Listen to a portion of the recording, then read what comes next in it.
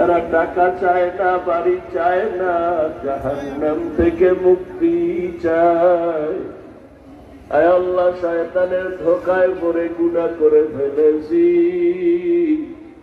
আজ আমরা তওবার নিয়তে হাত তুলেছি, আর গুনাহ করব না, আর নামাজ ছাড়বো না, দাড়ি কাটবো না, বেপরদায় চলবো না, আর মা বাবারে কষ্ট দিব না, আর বেয়াদবি করব না, শিক্ষকের বদদোয়া দিব না, উলামায়ে কেরামের দোয়া পরামর্শ নিয়ে নবীর তরিকায় চলব। আয় আল্লাহ, আমাদের তওবা কবুল করে নেন। গুনার কারণে দিলটা পাথর হয়ে গেছে, চোখে পানি নাই। আয় আল্লাহ, কান্নাওয়ালা চক্ষু দান করে, জিকিরওয়ালা জিহ্বা দান করেন, আখিরাতের ফিকিরওয়ালা কলব দান করেন।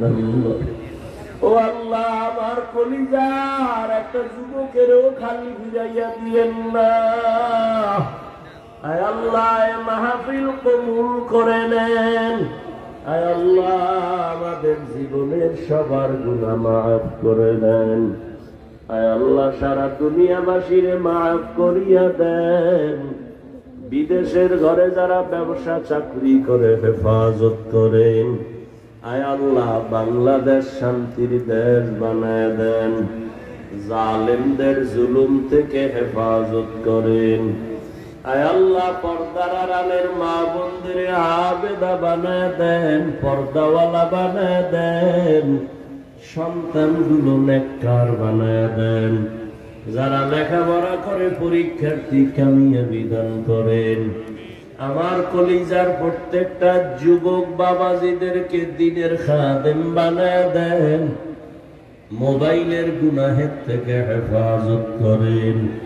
5 ওয়াক্ত নামাজি কোরআন পড়নেওয়ালা বানায় দেন। শয়তানের ধোঁকা থেকে হেফাজত করেন।